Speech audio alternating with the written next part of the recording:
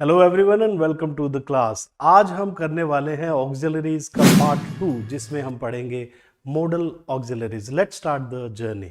यहाँ आप कुछ सेंटेंसेस देख रहे हैं। पहला सेंटेंस लिखा है शी इज़ प्लेइंग और दूसरा सेंटेंस है दे हैव कंप्लीटेड इट और तीसरा सेंटेंस है आई वॉज स्लीपिंग और फोर्थ सेंटेंस है वी शुड हेल्प देम और फिफ्थ है आई कैन डू दिस।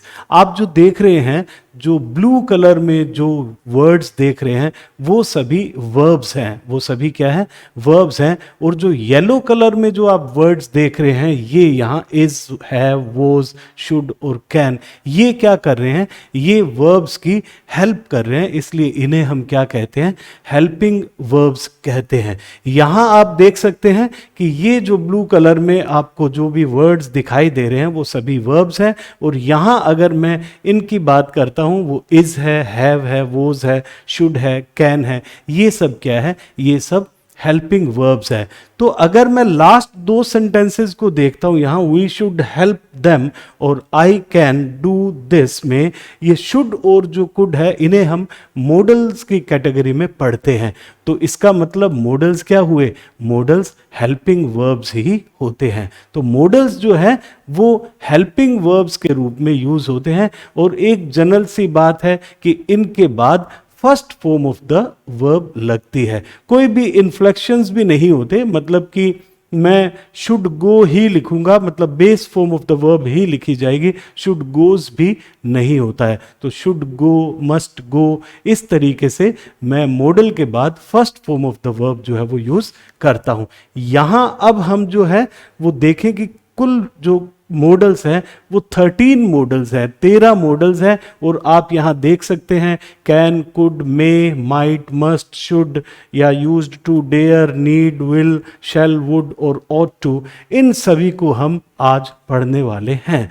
तो एक बात मैं बताऊं कि जो आपकी जो हेल्पिंग वर्ब्स थी, चाहे वो इज है, वोज है या डू है, डज है, जिन्हें हम प्राइमरी ऑक्सिलरीज कहते हैं, और जो दूसरे मॉडल्स हैं वो भी क्या है? वो भी हेल्पिंग वर्ब है। और वो is, am, are, was, were, has, have, ये भी क्या है? ये भी हेल्पिंग वर्ब्स है। तो हमारे जो मॉडल्स हेल्पिंग वर्ब्स है वो किस तरीके से अलग है? वो किसी ना किसी आइडिया को एक्सप्रेस करती है, जो कि वो जो प्राइमरी ऑक्सिलरीज है is, am, are, do, does, वो किसी आइडिया को एक्सप्रेस नहीं कर पाती है। लेकिन जो मॉडल ऑक्सिलरीज है जो आप यहां देख रहे हैं वो कोई ना कोई आइडिया को एक्सप्रेस करती है, चाहे वो आइडिया हो आपका पॉसिबिलिटी से रिलेटेड, एडवाइस हो या फिर एबिलिटी हो, कैपेसिटी हो, पावर है, परमिशन है या फिर ऑब्लिगेशन है। बहुत से ऐसे आइडियाज हैं जो वो मॉडल शब्द है वो एक्सप्रेस कर देता है। तो हम एक एक करके जो है वो मॉडल्स को पढ़ते हैं। और सबसे पहला मॉडल जो है वो है हमारा कैन। तो हम कैन मॉडल को पढ़ते हैं और कुछ सेंटेंसेस को हम देखते हैं, और सेंटेंसेस के थ्रू आपको पता चलेगा कि कौन सा मॉडल किस एक्सप्रेशन को, किस आइडिया को शो करता है। यहां सबसे पहला सेंटेंस हम देख लेते हैं, आई कैन स्पीक 5 लैंग्वेजेस।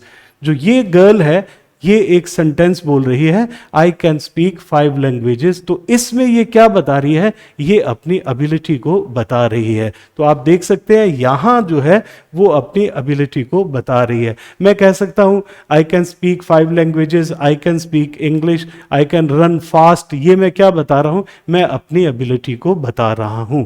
दूसरा सेंटेंस अगर हम देखें यहां, यू कैन प्ले आउटसाइड।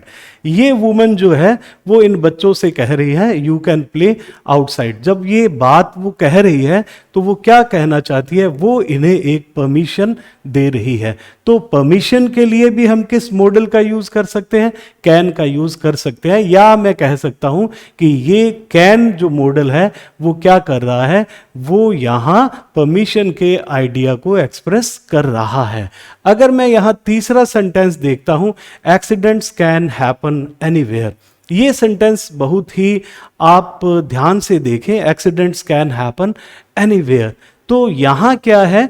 जब मैं कहता हूं एक्सीडेंट्स कैन हैपन एनीवेयर तो मैं कहना चाहता हूं कि एक ये जनरल पॉसिबिलिटी है जो घटित हो सकती है। अगर मैं आपसे ये बात करता हूं कि एक्सीडेंट्स कैन हैपन एनीवेयर, तो आप कहोगे हाँ सही बात है। मैं कहूं फायर कैन बी डेंजरस, आप कहोगे हाँ सही बात है। मैं कहूं sharp things can be risky for kids, आप कहेंगे सही बात है। इसका मतलब ये एक ऐसी चीज है जो नेचर में घटित हो सकती है, हम सब इसे एक ट्रुथ के रूप में मानते हैं। तो इसे हम कहते हैं जनरल पॉसिबिलिटी।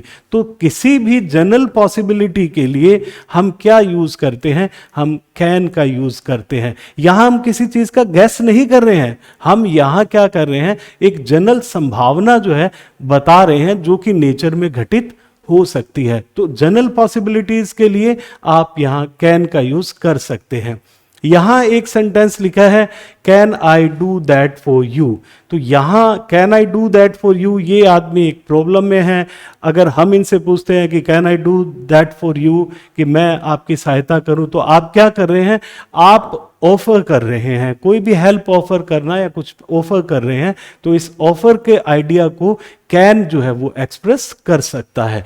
अगर मैं नेक्स्ट सेंटेंस यहां देखता हूं, can I use your book, यहां लिखा है can I use your book, तो यहां पे क्या है, यहां एक परमिशन है। देखिए ये परमिशन कैसी परमिशन होती है, ये इनफॉर्मल परमिशन होती है। एक फॉर्मल जो कि औपचारिक परमिशन होती है, लेकिन ये जो है वो क्या है, इनफॉर्मल परमिशन है। और इनफॉर्मल परमिशन के लिए आप क्या यूज करते हैं, आप कैन का यूज करते हैं। आप अपने दोस्तों से बातचीत करते हैं, can I use your book, can I use your pen, तो वो क्या है, वो इनफॉर्मल परमिशन होती है। तो ये एक सेंटेंस है, can you take a message please. तो आप देख सकते हैं इसमें भी क्या है, इसमें एक तरीके का रिक्वेस्ट है, कैन यू, है ना, can you do something for me, तो ये क्या है, एक रिक्वेस्ट है। तो रिक्वेस्ट के सेंस में भी या रिक्वेस्ट के आइडिया को एक्सप्रेस करने के लिए हम कैन का यूज करते हैं। तो अब यहां आप देखें कि इसी तरीके से यहां कुछ सेंटेंसेस लिखे हुए हैं। ये सेंटेंस, पहला सेंटेंस देखें, I can smell something burning, I can hear you, I can see her coming. पहले तीन सेंटेंसेस को हम देखते हैं, फिर हम फोर्थ सेंटेंस की तरफ बढ़ेंगे। लेकिन पहले तीन सेंटेंसेस चौथे सेंटेंस से किस तरीके से अलग है उसकी बात करते हैं। जो पहले तीन सेंटेंसेस हैं वो सेंस ऑर्गन से रिलेटेड है। मतलब जो वर्ड्स हैं, आप देखें यहाँ पे स्मेल वर्ड है, हियर वर्ड है, सी वर्ड है, ये हमारे सेंस ऑर्गन से रिलेटेड वर्ड्स है। जैसे अगर मैं स्मेल की बात करता हूँ तो वो नोज से रिलेटेड है, तो हमारी नोज, आईज या फिर ईयर्स या फिर टंग, इनसे रिलेटेड ये वर्ड्स आप देख पा रहे हैं। तो सबसे बड़ी बात है कि जब मैं इन से रिलेटेड सेंटेंसेस को बोलता हूं तो मैं कभी भी इन्हें कंटिन्यूअस टेंस के अंदर नहीं बोल सकता। मैं ऐसे नहीं बोलूंगा I am smelling something burning, वो गलत होता है। आई एम हियरिंग यू गलत होगा। तब क्या किया हमने, हम इनके लिए कैन का यूज करके सेंटेंस को लिख सकते हैं। जैसे I can smell, I can hear, I can see. तो हम देखें कि इस तरीके से ये जो वर्ब्स होती है इन्हें हम कहते हैं वर्ब्स ऑफ परसेप्शन। कौन कौन सी हुई, जैसे सी है, जैसे हियर है, या फिर स्मेल है, या टेस्ट है। ये वर्ब्स जो है वो क्या है, वर्ब्स ऑफ परसेप्शन है। और वर्ब्स ऑफ परसेप्शन के लिए हम क्या यूज कर सकते हैं, कैन यूज कर सकते हैं। इसी तरीके से ये सेंटेंस की तरफ हम वापस आते हैं।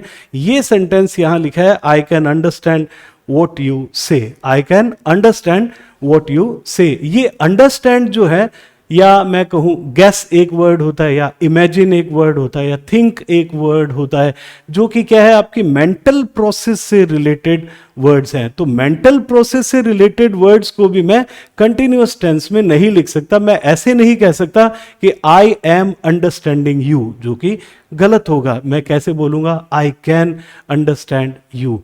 तो हम देखें यहां, आप ये देख चुके हैं वर्ब्स ऑफ परसेप्शन। ये जो वर्ब्स है, कुछ वर्ब्स मैंने लिखी है, जैसे अंडरस्टैंड है, गेस है, इमेजिन है। ये वर्ब्स जो है वो कैसी वर्ब्स है, ये मेंटल प्रोसेस से रिलेटेड वर्ब्स है, और इनके साथ भी हम कैन का यूज करते हैं। अब हम इसकी एक समरी देख लेते हैं और आप इन्हें आराम से एक बार देख लीजिए।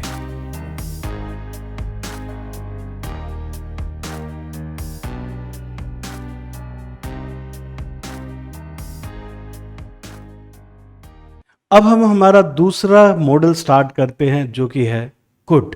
तो इसे भी हम कुछ सेंटेंसेस के थ्रू समझने की कोशिश करते हैं।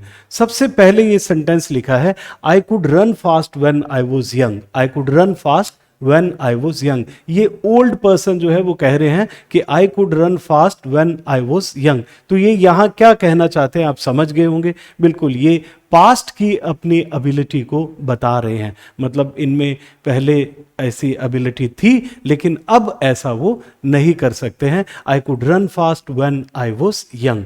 अगर मैं दूसरा सेंटेंस देखता हूं, could I have my bill please. Could I have my bill please. तो आप यहां पे समझ गए होंगे कि एक रिक्वेस्ट जो है वो किया जा रहा है। तो रिक्वेस्ट के लिए भी हम कुड का यूज करते हैं। तो एक तरीके से ये थोड़ा विनम्र रिक्वेस्ट होता है, मतलब पोलाइट रिक्वेस्ट होता है। तो पोलाइट रिक्वेस्ट के लिए हम क्या यूज करते हैं, हम कुड का यूज करते हैं।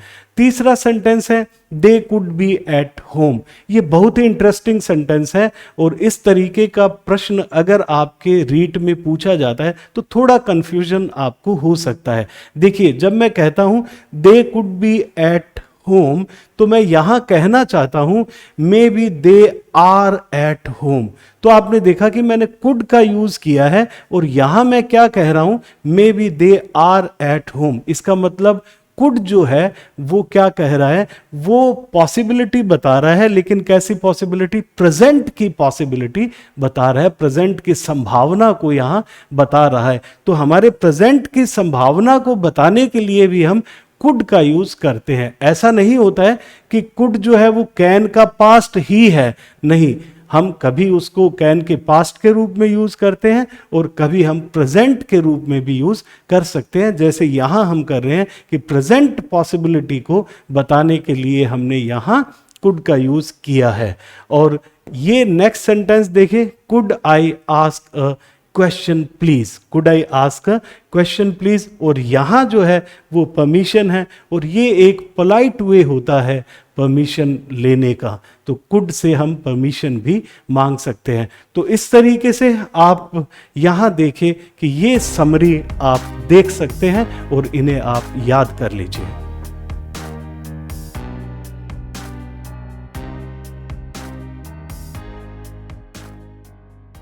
हमारा अगला मॉडल है मे और इसे भी हम कुछ सेंटेंसेस के थ्रू समझ लेते हैं। सबसे पहले हमारा सेंटेंस है, बहुत ही कॉमन बेसिक सेंटेंस है। जैसे हम बोलते हैं मे आई कम इन सर, मे आई कम इन मैम। और आप समझ गए होंगे कि इस सेंटेंस के थ्रू हम क्या करते हैं, इस सेंटेंस के थ्रू हम परमिशन लेते हैं। तो आप जैसे स्कूल में या कहीं कॉलेज में होते हैं तो हम कहते हैं मे आई कम इन सर। तो ये परमिशन जो है, आपने देखा कैन में भी हमने परमिशन ली थी, लेकिन यहाँ भी एक परमिशन है। और ये परमिशन कैसी है, ये परमिशन फॉर्मल परमिशन है। और जो कैन की परमिशन होता है, can I use your book, वो इनफॉर्मल परमिशन के लिए हम यूज करते हैं। इसी तरीके से हम नेक्स्ट सेंटेंस देखते हैं, he may be at home. He may be at home. आपने अभी एक सेंटेंस पढ़ा था, he could be at home. तो उसमें हमने क्या बताया था, प्रेजेंट पॉसिबिलिटी को बताया था। तो यहां भी हम क्या है, उसी तरीके से प्रेजेंट पॉसिबिलिटी को बताने के लिए मे वर्ड का यूज हम कर सकते हैं। तो जैसे कुड का यूज हमने प्रेजेंट पॉसिबिलिटी के लिए किया, यहां मे का यूज भी हम प्रेजेंट पॉसिबिलिटी के लिए कर सकते हैं। नेक्स्ट सेंटेंस आप देखें, मे यू लिव लॉन्ग। हम कई बार कुछ विश करते हैं, कुछ ब्लेसिंग्स देते हैं, तो हम क्या करते हैं, मे से उसे स्टार्ट करते हैं और बोलते हैं मे यू लिव लॉन्ग। तो इस तरीके से यहाँ किसी भी विश के लिए या ब्लेसिंग के लिए हम यूज करते हैं मे मॉडल का। हम आगे बढ़े और यहाँ ये देखते हैं सेंटेंस। ये बहुत ही अच्छा सेंटेंस है, एग्जामिनेशन पॉइंट ऑफ व्यू से पूछे जाने वाला क्वेश्चन है। तो आप देखिए यहां लिखा है, work hard so that you may get good marks. तो यहां देखिए, यहां सो दैट का यूज किया है। जो ये सो दैट है, ये क्या बता रहा है, ये किसी पर्पस को बताता है, किसी उद्देश्य को बताता है। और जब कोई पर्पस या उद्देश्य होता है तो उसके लिए हम जो मॉडल यूज करते हैं वो मे मॉडल का यूज करते हैं। तो यहां जो है वो पर्पस को बताया जा रहा है और ये सो दैट जो है वो आपको ये सिग्नल देता है कि ये पर्पस बताया जा रहा है, और इस सो दैट के लिए हम जो मॉडल यूज करेंगे वो मॉडल यूज करेंगे मे। तो एक बार आप जितने भी जगह हमने मे मॉडल का यूज किया है इसे देख लीजिए और इसे अच्छे से एक बार याद कर लीजिएगा।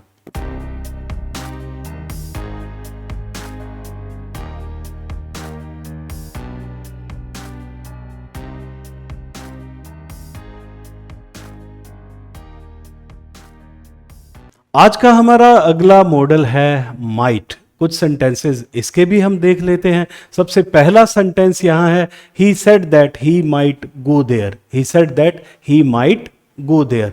तो आप देखें कि यहां बता हम पॉसिबिलिटी को ही रहे हैं। जैसे आपने मे वर्ड का यूज किया था, ही मे गो देयर, तो इसी तरीके से हमने लिखा है ही माइट गो देयर। तो हम देखें कि अगर बाय चांस आपको एक यहाँ पे मे और माइट दोनों ऑप्शंस दिए होते, मान लीजिए कि यहाँ एक मे वर्ड भी आपको मे मॉडल भी दिया होता, तो शायद से आप एक कंफ्यूजन में आ जाते, क्योंकि हम जनरली मे का यूज करते हैं पॉसिबिलिटी को बताने के लिए। तो हो सकता है आप मे का ऑप्शन सही मान लेते, लेकिन ये माइट यहाँ क्यों हुआ है इसे हम समझ लेते हैं। यहाँ लिखा है ही सेड, तो जब मैं यहाँ इस क्लोज की बात करता हूं, ये क्लोज जो है वो पास्ट में है। पास्ट में कैसे कि ये जो सेड वर्ब है वो से की पास्ट फॉर्म है। तो जब ये पास्ट में है तो हमारा जो ये क्लोज होता है, जो जिसे हम डिपेंडेंट क्लोज बोलते हैं, वो भी पास्ट में होना जरूरी होता है। तो इसलिए हम मे नहीं लिखेंगे बल्कि मे की पास्ट फॉर्म लिखेंगे माइट। तो यहां देखा आपने ऐसा क्यों किया हमने, क्योंकि यहां जो है ये ही सेड जो मेन क्लोज है वो पास्ट में है, तो हमारा डिपेंडेंट क्लोज भी किस में हो जाएगा, पास्ट में हो जाएगा। और इस तरीके से हमने ये पास्ट फॉर्म ऑफ मे जो है माइट का यहाँ यूज किया है। बताई यहाँ भी पॉसिबिलिटी ही गई है। अब हम अपने नेक्स्ट सेंटेंस की तरफ चलते हैं। ये है it might rain today. It might rain today, हम ऐसा भी बोल सकते हैं it may rain today, it might rain today. दोनों में क्या डिफरेंस है? जब मैं कहता हूं इट मे रेन टुडे और इट माइट रेन टुडे, तो माइट जो वर्ड है वो वीक पॉसिबिलिटी को बताता है, मतलब संभावना कम होती है, तब हम क्या यूज करते हैं, माइट का यूज करते हैं। मे का यूज थोड़ी संभावना माइट से ज्यादा होती है, तो हम वीक पॉसिबिलिटी बताने के लिए यूज करते हैं माइट का, इट माइट रेन टुडे। तो जब माइट का यूज है वो किसके लिए हो रहा है, वो वीक पॉसिबिलिटी बताने के लिए हो रहा है। अगर मैं यहां एक और सेंटेंस देखता हूं, might we ask you a question. Might we ask you a question, ये क्या है, ये एक तरीके से पोलाइट वे है। ये आपका polite way of asking for permission है। तो आप किसी से परमिशन ले रहे हैं और बहुत ही विनम्रता से कोई परमिशन ले रहे हैं, तो हम माइट का यूज कर सकते हैं। जैसे हम कुड का यूज भी कर सकते हैं, यहाँ हम माइट का यूज भी कर सकते हैं। तो आपने माइट के यूज को समझा और इसकी समरी भी आप देख लीजिए और अच्छे से इसे भी याद कर लीजिएगा।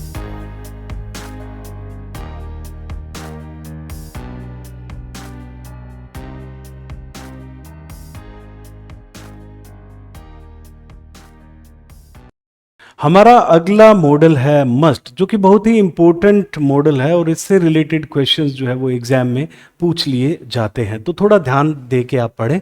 तो पहला सेंटेंस हम देख लेते हैं, you must complete your work before going to bed. You must complete your work before going to bed.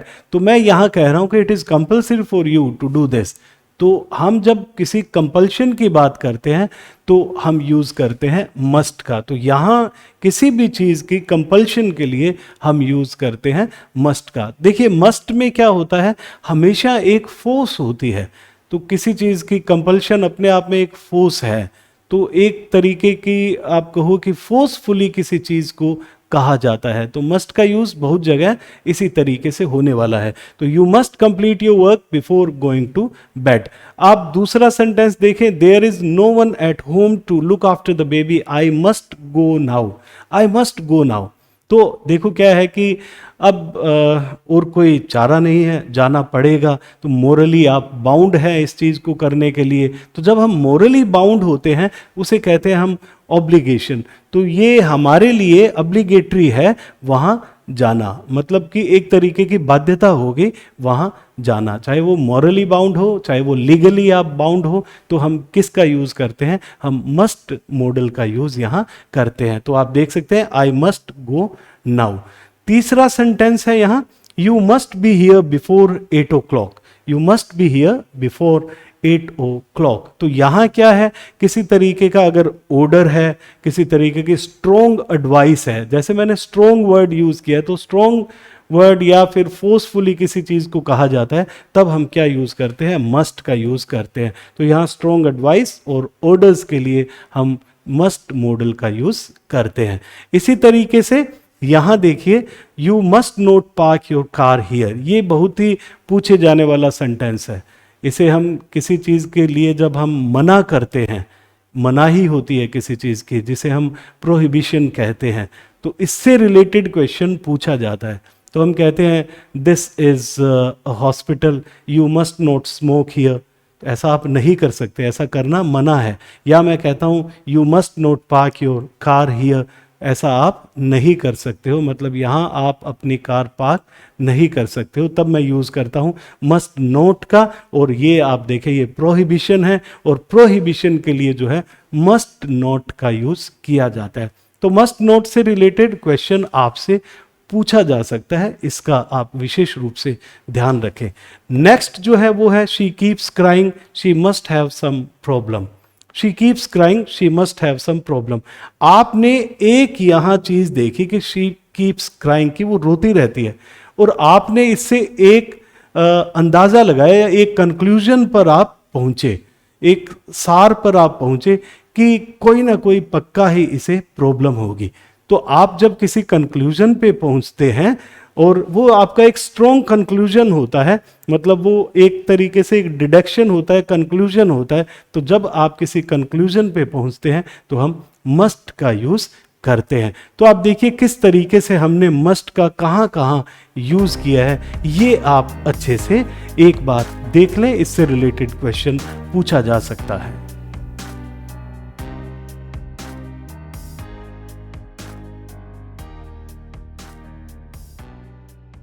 हमारे अगले जो दो मॉडल्स हैं वो है विल एंड शेल। तो हम कुछ सेंटेंसेस के थ्रू इसे भी समझ लेते हैं। सबसे पहले ये सेंटेंस देखिए, ये लिखा है दे विल गो, और दूसरा सेंटेंस है आई शेल आस्क हर। तो एक चीज आपने देखी कि हमने यहाँ दे के साथ विल का यूज किया और आई के साथ हमने शेल का यूज किया। तो अगर मैं कुछ फ्यूचर की बात करता हूँ या फ्यूचर रेफरेंस की बात करता हूँ, तो मैं क्या करूँगा, मैं आई और वी के साथ जनरली शेल का यूज करूँगा, और बाकी जितने भी सब्जेक्ट्स हैं उनके साथ मैं विल का यूज करता हूं अगर मैंने कुछ भी फ्यूचर की बात को बताना है। तो हमने देखा they will go, I shell ask her, ये क्या है, ये फॉर फ्यूचर टाइम रेफरेंस है। फॉर फ्यूचर टाइम के लिए या फ्यूचर की कोई बात बताने के लिए मैं जनरली विल और शेल का यूज करता हूं। और विल का यूज कहां होगा, शेल का यूज कहां होगा, आपको पता लग गया होगा। आई और वी के साथ मैं शेल का यूज करूंगा और बाकी जितने भी सब्जेक्ट्स रहेंगे उनके साथ विल का यूज होगा। अब हम अपना नेक्स्ट सेंटेंस देखते हैं। यहां लिखा है, अब मैं यहां विल के यूज की बात कर रहा हूं कि there will be strong winds tomorrow, और the year 2022 will be the 25th anniversary of the founding of the school।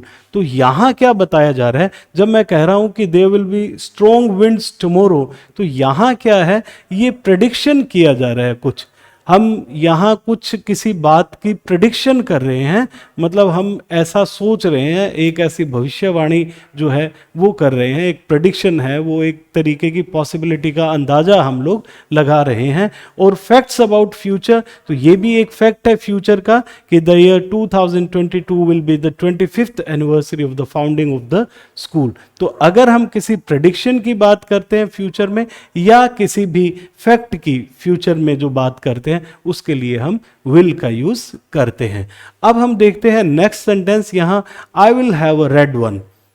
मान लीजिए यहां 3-4 बोटल्स हैं और आप कह रहे हो कि I will have the red one. तो आप क्या कर रहे हैं, आप एक, बिल्कुल सही, आप एक डिसीजन ले रहे हैं और अपने डिसीजन को अनाउंस कर रहे हैं कि I will take a red one या I will take the red one. तो यहां जो है वो डिसीजन को बताया जा रहा है। नेक्स्ट सेंटेंस है it's getting late, shall we go home. ये कह रहे हैं कि it's getting late, shall we go home. तो इससे क्या बताया जा रहा है, ये एक सजेशन है कि चले क्या।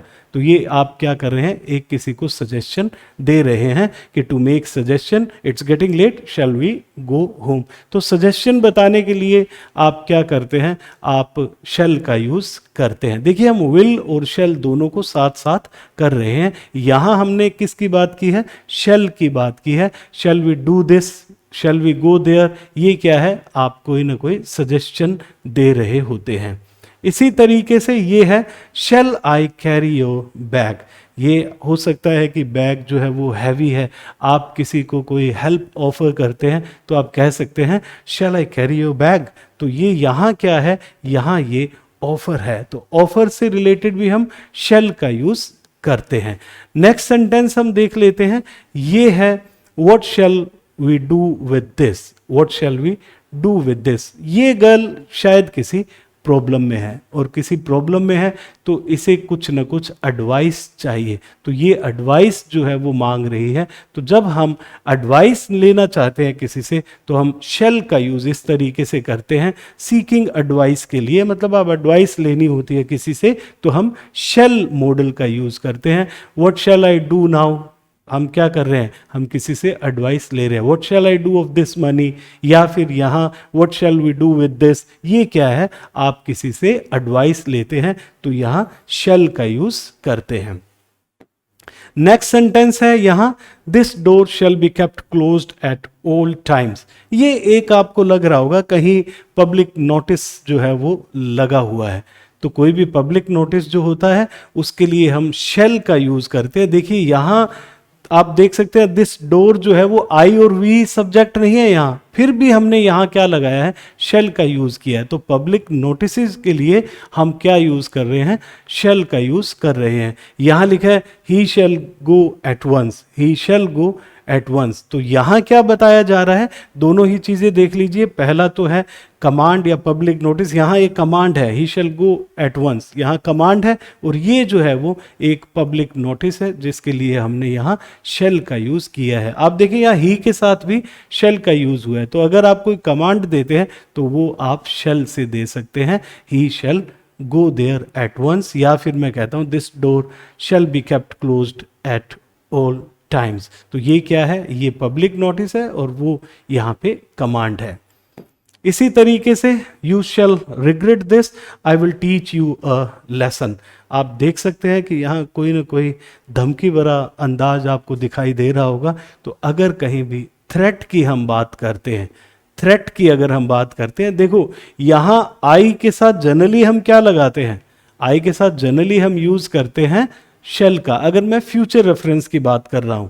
लेकिन अगर मैं यहां तीन चीजें आपको विशेष तौर पे ध्यान रखनी है, अगर वो थ्रेट है, अगर वो प्रॉमिस है, अगर वो डिटर्मिनेशन है, तो उनके लिए क्या होगा कि ये जो है वो चेंज हो जाएगा कि आई और वी के लिए हम विल का यूज करेंगे और बाकी जितने भी सब्जेक्ट्स होंगे उनके लिए शैल का यूज कर लेते हैं। जैसे हमने ये देखा यू शैल रिग्रेट दिस, तो ये क्या है, यू शैल रिग्रेट दिस, तो ये यू के साथ हमने क्या यूज कर लिया, शैल का यूज कर लिया। यहां आई के साथ हमने किसका यूज कर लिया, विल का। लेकिन जनरली क्या होता है, आई के साथ हम शैल का यूज करते हैं, वी के साथ शैल का यूज करते हैं, कब, जब हम फ्यूचर कोई रेफरेंस की बात कर रहे होते हैं। लेकिन यहाँ जो है वो क्या है, कोई भी प्रॉमिस है, कोई भी थ्रेट है, कोई डिटर्मिनेशन है, कोई कमांड है, तो क्या होता है, ये थोड़ा उल्टा हो जाता है कि आई और वी सब्जेक्ट के लिए हम विल का यूज करते हैं और बाकी सब्जेक्ट्स के लिए हम शैल का यूज करते हैं। जैसे यहाँ आप देख सकते हैं कि कोई भी थ्रेट जो है, थ्रेट के लिए हम क्या यूज कर रहे हैं, आई के साथ विल और यहाँ यू के साथ शैल का यूज कर रहे हैं किसी भी थ्रेट के लिए। थ्रेट समझ गए आप, एक तरीके की धमकी है। तो धमकी के लिए जैसे हमने एक सेंटेंस बहुत सुना होगा, आई विल किल यू, तो ये देखो आई विल किल यू है, आई शैल किल यू नहीं होगा। आई शैल किल यू में तो कोई ऐसे, जैसे आप फ्यूचर टाइम की बात बता रहे हो, लेकिन ऐसा तो नहीं होता। आप क्या करते हैं, आप धमकी देते हैं तब क्या बोलते हैं, आई विल किल यू बोलते हैं। इसी तरीके से हम दो और सेंटेंसेस को यहां देखते हैं। पहला सेंटेंस है I will try to get him a job, और दूसरा है I will go there whatever happens. तो आप यहां भी देखिए ये क्या है, आई विल और आई विल। तो यहां भी क्या बताया जा रहा है, यहां एक प्रॉमिस है या फिर डिटर्मिनेशन है। तो प्रॉमिस और डिटर्मिनेशन के लिए भी हम क्या यूज करते हैं, हम आई और वी के लिए विल का यूज करेंगे। I will win this tournament this time, तो ये क्या है, एक डिटर्मिनेशन है। तो आप जहां भी डिटर्मिनेशन होता है तो आई और विल के आई और वी के लिए आप विल का यूज करेंगे, और ही शी इट दे उनके लिए आप शैल का यूज करते हैं। इसी तरीके से हम ये सेंटेंस देखते हैं, will you give me some water, will you give me some water. तो यहाँ हम विल का यूज़ कर रहे हैं, और आप देखें कि इंट्रोगेटिव है ये यहाँ ये साइन। तो आप देखिए will you give me some water, तो आप क्या कर रहे हैं, आप एक रिक्वेस्ट कर रहे हैं, और रिक्वेस्ट के सेंस में हम विल का यूज करते हैं। Will you do this for me, will you give me some water, will you give me a glass of water. तो आप क्या है, विल का यूज रिक्वेस्ट के सेंस में करते हैं। तो एक बार इसकी समरी देख लेते हैं, ये देख लीजिए।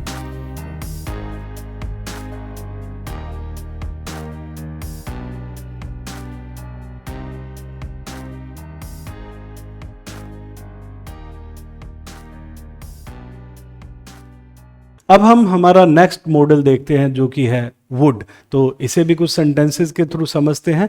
पहला सेंटेंस लिखा है he said that he would go, he said that he would go. तो हम बात तो कोई फ्यूचर की कर रहे हैं, लेकिन आपने देखा कि यहाँ जो है वो सेड है, पास्ट फॉर्म है, तो हमारा ये क्लोज भी किस में होना चाहिए, पास्ट में होना चाहिए। अदरवाइज जनरली मैं बात करता तो कहता कि ही विल गो, लेकिन इस क्लोज के पास्ट होने के कारण मुझे यहां जो है यूज करना पड़ा वुड का। तो ये पास्ट फॉर्म ऑफ विल के सेंस में मैंने यहां वुड का यूज किया है। तो विल का मीन्स जो फ्यूचर रेफरेंस हम बता रहे हैं उसकी पास्ट फॉर्म के रूप में हमने यूज किया है वुड को। और किस लिए, क्योंकि आपका ये क्लोज जो है वो पास्ट में है, तो ये क्लोज आपका डिपेंडेंट क्लोज जो है वो भी पास्ट में होना चाहिए। इसी तरीके से ये आप सेंटेंस देखें, if I were a bird I would fly. ये क्वेश्चन आपसे पूछा जा सकता है, थोड़ा इस पे आप ध्यान दें। If I were a bird, तो आप किसी भी चीज को जब इमेजिन करते हो तो आप यहां second form of the verb use करते हैं। If I were a bird, ये बी की सेकंड फॉर्म है, वोज या वर जो होता है वो बी की सेकंड फॉर्म होती है, और यहां हमने यूज किया है वर का, क्योंकि किसी चीज की होने की जब हम कल्पना करते हैं तो हम वर का यूज करते हैं, वो चाहे आई के साथ हो, यू के साथ, वी के साथ, शी के साथ, किसी भी सब्जेक्ट के साथ। तो if I were a bird, तो यहां ये second form of the verb है। और ऐसा एक कंडीशनल सेंटेंसेस भी होता है जो इफ से स्टार्ट होते हैं, वो आपको पता है कंडीशनल सेंटेंसेस हैं। तो ये कंडीशनल सेंटेंसेस में अगर आपको इफ क्लोज में second form of the verb मिलती है तो आप यहां जो है जो मेन क्लोज है आपका उसमें वुड प्लस फर्स्ट फॉर्म का यूज करते हैं जनरली। और आपने देखा यहां हमने लिखा है वुड फ्लाई। तो आप इस तरीके से समझें कि कंडीशनल सेंटेंसेस में भी वुड का यूज होता है। और कब होता है, जब इफ प्लस सेकंड फॉर्म मिलेगी आपको, तो यहां जो मेन क्लोज होगा आपका उसमें हम वुड प्लस फर्स्ट फॉर्म का यूज करते हैं। तो ये बहुत इंपॉर्टेंट है, ये भी आपसे पूछा जा सकता है। हम अपने नेक्स्ट सेंटेंस की तरफ बढ़ते हैं। We would go there in our childhood. तो ये जो गर्ल है ये कह रही है कि we would go there in our childhood. तो यहाँ जो है वो पास्ट हैबिट की बात कर रही है, पास्ट हैबिट बता रही कि हम ऐसा किया करते थे। जैसे मैं कहूँ कि Napoleon would stand on a hill and watch his soldiers fighting bravely at his command. तो हम क्या कह रहे हैं कि नेपोलियन की ऐसी आदत थी कि वो ऐसे जो हिल्स पे है वो खड़ा हो जाया करते थे और वहाँ से वो अपने सैनिकों को लड़ते हुए देखते थे। तो क्या है, Napoleon would stand on a hill. तो यहाँ वो उसकी आदत को बता रहे हैं कि वो ऐसा किया करता था। तो ये जब कह रही है गर्ल कि we would go there in our childhood, तो कहना चाहते हैं कि मैं ऐसा किया करती थी, और ये पास्ट हैबिट को बताया गया है। अब नेक्स्ट सेंटेंस देखें, would you give me a glass of water. ये भी क्या है, जैसे will you give me a glass of water था, उसी तरीके से would you give me a glass of water है। विल एक जनरल रिक्वेस्ट होती है और वुड में जो है एक पोलाइटनेस जो है वो विनम्रता जुड़ जाती है। तो हम कहेंगे would you give me a glass of water क्या है, एक तरीके से वो एक पोलाइट रिक्वेस्ट है।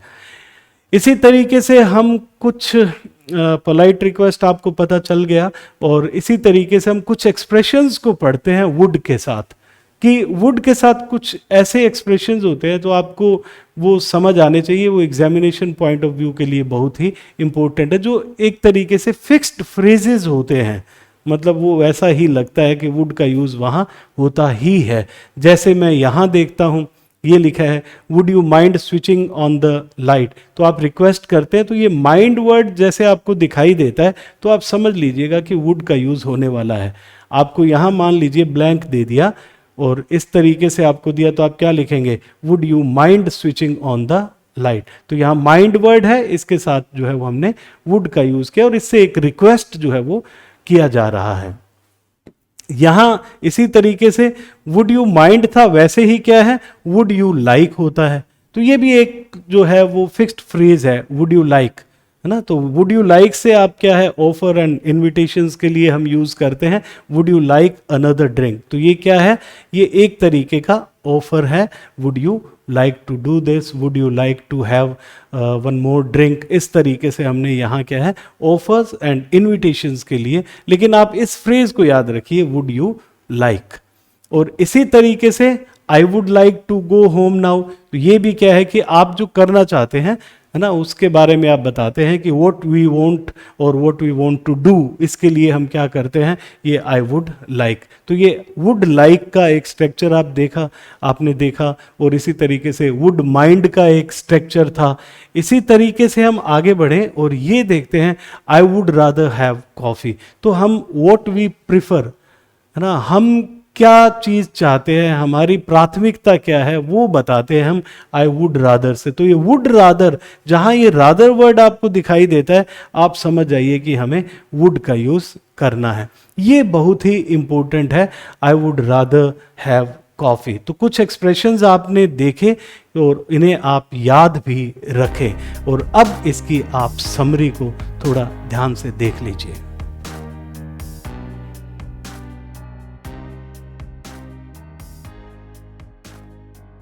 हमारा नेक्स्ट मॉडल है शुड, जो कि बहुत बेसिक मॉडल है और आप अपनी लाइफ में इसे बहुत यूज़ भी करते हैं।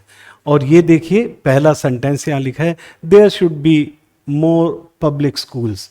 आप एक डिज़ायर रख रहे हैं, मतलब एक आदर्श चीज़ की बात करें कि ऐसा होना चाहिए, आपकी इच्छा है, एक कोई भी चीज़ आइडियल जो चीज़ की वो इच्छा है। तो हम जब भी इस तरीके की बात करते हैं तो हम कहना चाहते हैं व्हाट इज़ आइडियल और डिज़ायर्ड, जो आपकी इच्छा है या जो आदर्श चीज़ है उसकी हम बात करते हैं। हम कहते हैं कि और पब्लिक स्कूल्स होने चाहिए, और पब्लिक हॉस्पिटल्स जो है वो होने चाहिए। तो जो भी हमारी इच्छा है या जो आदर्श चीज़ है उसकी हम बात शुड से करते हैं। नेक्स्ट सेंटेंस देखें, you should tell him about this, you should tell him about this. और यहाँ पे जो है वो एक एडवाइस या सजेशन जो है वो किससे दिया जाता है, वो शुड से दिया जाता है। You should go there, you should consult a doctor. तो ये क्या है, ये एक सलाह है, तो सलाह के लिए हम शुड का यूज़ करते हैं। इसी तरीके से we should help the poor, ये एक हमारा कर्तव्य बनता है, हमारी ड्यूटी है, हमारी रिस्पॉन्सिबिलिटी है कि हम ऐसा करें। तो we should help the poor से हम क्या कर रहे हैं, हम अपनी ड्यूटी की बात कर रहे हैं, हम अपने कर्तव्य की बात कर रहे हैं। इसी तरीके से ये देखिए, there should be a big crowd at the party, she has so many friends. तो आप यहाँ क्या कर रहे हैं कि पार्टी में काफ़ी भीड़ होनी चाहिए क्योंकि उसके फ्रेंड्स जो है वो बहुत हैं। तो आप इससे क्या पता लगाया, किस आइडिया को ये एक्सप्रेस कर रहा है कि क्या होने वाला है, क्या संभावना है, क्या पॉसिबिलिटी है। तो तो उससे भी आप क्या है शुड से बता सकते हैं। जैसे लिखा है there should be a big crowd at the party, she has so many friends, तो उसके बहुत से फ्रेंड्स हैं, तो पार्टी में बहुत भीड़ होनी चाहिए। तो आप ये क्या कर रहे हैं, एक तरीके की संभावना जो है वो बता रहे हैं शुड से। तो संभावना के लिए आप शुड का यूज कर सकते हैं। ये सेंटेंस देखिए, I am amazed that she should have done something so stupid, मतलब आप एक सरप्राइज कर रहे हैं कि यार ऐसा किया होगा उसने। और इसी तरीके से I am sorry that he should be so upset by what I said, कि मैंने कहा जो भी उससे उसे वो इतना अपसेट हुआ या इतना अपसेट हुई, तो हम क्या कह रहे हैं, हम यहाँ रिग्रेट कर रहे हैं, मतलब एक पछतावा कर रहे हैं। तो किसी भी बात के सरप्राइज और पछतावे के लिए अगर हम कोई वर्ड यूज़ करना चाहते हैं, मॉडल यूज़ करना चाहते हैं, तो वो शुड वर्ड यूज़ हम कर सकते हैं। इसी तरीके से यहाँ देखें, if she should come ask her to wait, should it rain we will cancel the trip. आप देखिए यहाँ ये कंडीशनल क्लोज है। अब कंडीशनल क्लोज में हम यहाँ शुड का यूज करते हैं, और यहाँ लिखा है शुड इट रेन। तो हम देखें कि अगर कंडीशनल क्लोज में किसी पॉसिबिलिटी को बताना है या किसी चीज़ के बारे में हम इमेजिन करते हैं, तब हम कंडीशनल क्लोज में शुड का यूज कर सकते हैं। ये अगर कुछ इस तरीके से सेंटेंस आ जाता है कि इफ शी, और आपको यहां ब्लैंक मिल जाता है, if she dash come ask her to wait, तो ये कंडीशनल क्लोज है। तो यहां क्या आना चाहिए, शुड आना चाहिए। तो कंडीशनल क्लोज में अगर हम क्या है किसी पॉसिबिलिटी की बात करते हैं या किसी चीज को सपोज करते हैं हम, तब हम शुड का यूज करते हैं। तो ये बहुत ही इंपॉर्टेंट बात है, इसे आप ध्यान रखिए। If she should come ask her to wait, तो ये देखिए इफ इट शुड रेन को हम शुड इट रेन भी लिख सकते हैं। अगर मैं किसी चीज़ की यहाँ किसी चीज़ को इमेजिन कर रहा हूँ, सपोज कर रहा हूँ, तो मैं क्या लिखूंगा, इफ इट शुड रेन। और इसे दूसरे तरीके से कैसे लिख सकता हूँ, शुड इट रेन। तो यहाँ पे हम जब इफ क्लोज में यहाँ किसी चीज़ का किसी चीज़ को सपोज करते हैं, इमेजिन करते हैं, या फिर क्या है मैं किसी चीज़ की पॉसिबिलिटी की बात करता हूँ, तब मैं इफ क्लोज में शुड का यूज करूंगा। ये बहुत ही इंपॉर्टेंट बात है, आप इसे थोड़ा ध्यान से देख लीजिए। ये सेंटेंस जो है, work hard लेस्ट you should fail, तो ये आप ये देखिए यहाँ लेस्ट वर्ड जो आपको दिखाई दे रहा है, इस वर्ड के साथ जो है वो जो मॉडल यूज होता है वो शुड मॉडल ही यूज होता है। ये क्वेश्चन भी आपसे पूछा जा सकता है कि आपको लेस्ट वर्ड दे दिया यहाँ पे, और यहाँ पे जो है वो शुड का यूज आपको करना होगा। और ये आफ्टर लेस्ट आपको पता है कि हमेशा ही क्या यूज करना होगा, आपको शुड यूज करना होगा। एक तो ध्यान रखें कि शुड नॉट नहीं होगा, ये शुड होगा। कि हम कहते हैं कि कड़ी मेहनत करो, कहीं ऐसा ना हो कि फेल हो जाओ, है ना। तो इस तरीके से हम इसका यूज कर रहे हैं, work hard लेस्ट you should fail. तो लेस्ट वर्ड जहां मिले आपको यूज करना है यहाँ शुड का। बहुत ही इंपॉर्टेंट क्वेश्चन है, इसे थोड़ा ध्यान से देख लीजिए। और इस तरीके से हमारा शुड का जो है वो मॉडल शुड का यूज जो है वो हमारा खत्म होता है। आप इसकी समरी को भी ध्यान से देख लीजिए।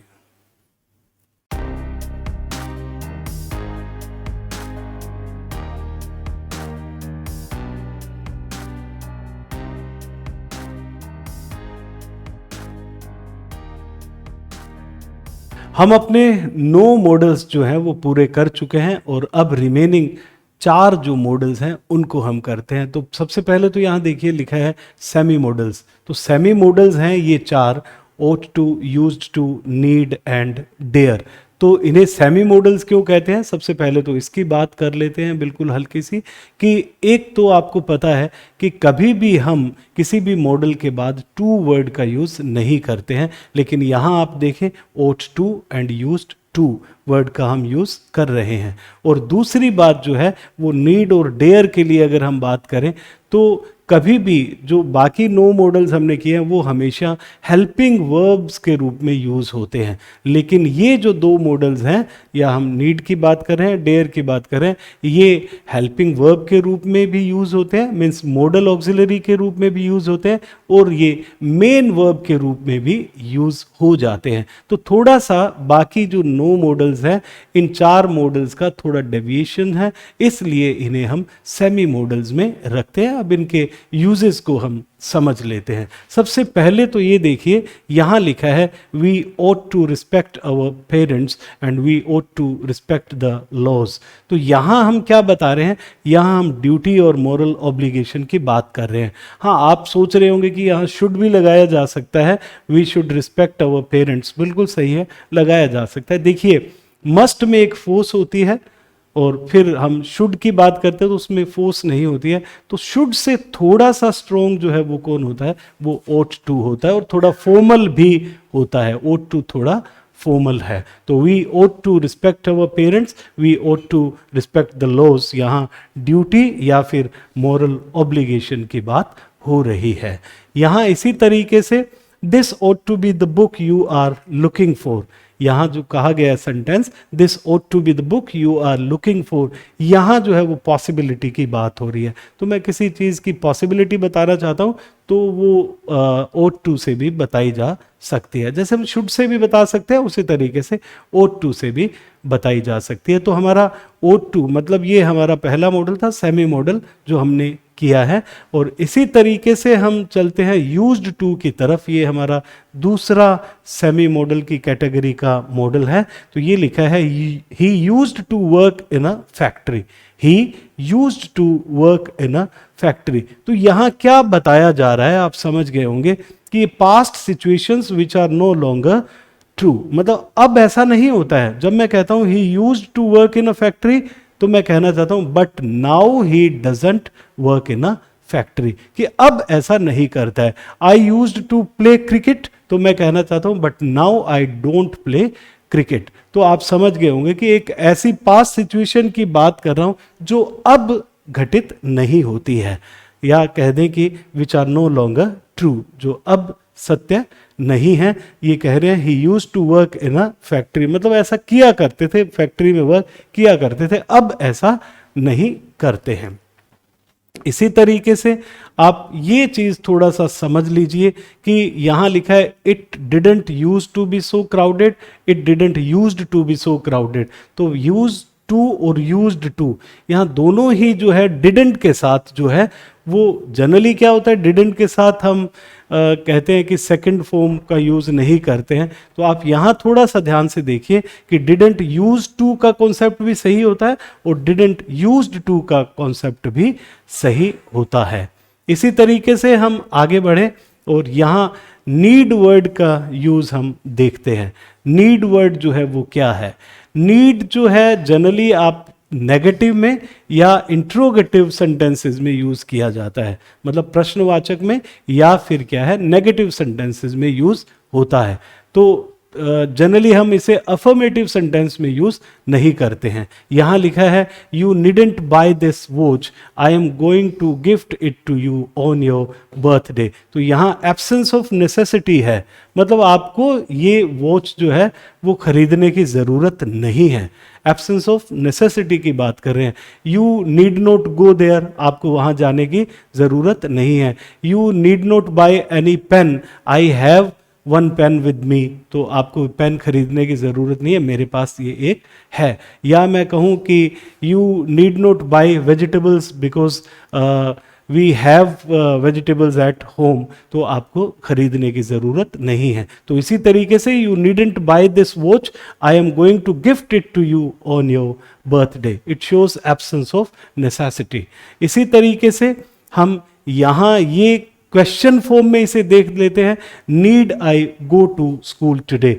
एक बात आपने हर मॉडल के लिए देखी होगी कि हर मॉडल के बाद first form of the verb ही आती है। तो यहां देखें need I go to school today, need I go to school. अगर कहीं यहां लिख दो नीड आई टू लिख दिया तो वो गलत हो जाएगा, नीड आई टू नहीं होगा, क्या होगा need I go to school today. तो ये भी पूछा जा रहा है कि इज इट रिक्वायर्ड, क्या जरूरी है ऐसा करना, तो हम कहते हैं need I go to school today. तो हमने देखा कि ये नीड जो है यहाँ क्या है, यहाँ नीड जो वर्ड है वो यहाँ नीड मॉडल के रूप में यूज हो रहा है, मतलब हेल्पिंग वर्ब के रूप में यूज हो रहा है, क्योंकि यहाँ गो वर्ड जो है वो वर्ब है और ये नीड यहाँ पे क्या है, हेल्पिंग वर्ब है। तो यहाँ जो है वो मॉडल के रूप में यूज हो रहा है। इससे पहले सेंटेंस में भी देख लेते हैं, यू नीडेंट बाय, तो यहाँ पे नीडेंट लिखा है, ये बाय वर्ड जो है वो वर्ब है और यहाँ हेल्पिंग वर्ब है। और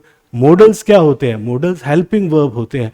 तो यहाँ पे ये नीडेंट भी मॉडल के रूप में यूज हो रहा है और इधर भी नीड जो है वो मॉडल के रूप में यूज हो रहा है। अगर मैं यहाँ ये सेंटेंस देखता हूं, I need a book, I don't need a book, यहां ये मेन वर्ब के रूप में यूज हो रहा है। ये देखिए, आई नीड, ये तो मेन वर्ब हो गई, ये क्या है, मेन वर्ब है। और आई डोंट, डोंट यहां हेल्पिंग वर्ब है और ये यहां पे क्या बन गई, वर्ब बन गई। तो आप ध्यान रखें, जो नीड है वो क्या है, वो हेल्पिंग वर्ब के रूप में यानी मॉडल के रूप में भी यूज हो जाता है और मेन वर्ब के रूप में भी यूज हो जाता है। इसीलिए हम इसे क्या कहते हैं, सेमी मॉडल कहते हैं। अब हम अपना नेक्स्ट जो है वो डेयर का यूज देख लेते हैं। He dare not face the principal, how dare you look at me, ये आप सेंटेंस देख सकते हैं। He dare not face the principal, यहां जो लिखा है ये यहां वर्ब है, तो ये डेयर नोट क्या हुई, हेल्पिंग वर्ब हुई। तो इसमें भी क्या होता है, जनरली हम डेयर वर्ड का यूज भी क्या करते हैं, या तो नेगेटिव सेंटेंसेस में करते हैं या फिर हम इंट्रोगेटिव सेंटेंसेस में इसे यूज करते हैं। तो आपने यहां देखा, किसी भी चैलेंज की बात करते हैं, करेज की बात करते हैं या बोल्डनेस की बात करते हैं, तब हम क्या यूज करते हैं, हम डेयर वर्ड का यूज करते हैं। He dare not face the principal, how dare you look at me. आप देखिए यहाँ डेयर नॉट के बाद face first form, how dare, और यहाँ लुक वर्ड का यूज हुआ है। तो ये वर्ब है और यहाँ पे ये भी वर्ब है और ये जो डेयर है वो क्या है, हेल्पिंग वर्ब्स के रूप में यूज हो रहा है, मतलब ये मॉडल ऑक्सिलरीज के रूप में यूज हो रहा है। इसी तरीके से ये डेयर जो है, आप देखिए, he doesn't dare to go there, he doesn't dare to go there, यहाँ डजंट जो है वो हेल्पिंग वर्ब है और यहाँ डेयर क्या बन गई, वर्ब हो गई है। तो यहाँ हमने देखा कि वर्ब के रूप में भी यूज होता है डेयर और हेल्पिंग वर्ब के रूप में भी यूज हो रहा है। जब हेल्पिंग वर्ब के रूप में यूज होता है तब जो है वो क्या होता है, वो मॉडल के रूप में हम उसे यूज करते हैं, अन्यथा वो क्या है, वो वर्ब के रूप में भी यूज हो सकता है। तो नीड और डेयर की ये खास बात है कि वो मॉडल्स भी हैं और वो मेन वर्ब्स भी हैं। आई होप आपको सभी मॉडल्स जो है वो अच्छे से समझ आए होंगे और आप इसकी समरी को थोड़ा सा ध्यान से देखते रहें और इसके यूज़ को जो है वो अच्छे से समझें। और नीचे डिस्क्रिप्शन में जो है वो टेलीग्राम का लिंक दिया है और उसे आप क्लिक करें और उसे ज्वाइन कर लीजिए और आपको जो इससे रिलेटेड, मॉडल से रिलेटेड प्रैक्टिस शीट्स जो है वो मिलने वाली है, ताकि आप कुछ एक्सरसाइज उसकी करें। I hope you enjoyed this class and have a wonderful day. Thank you very much.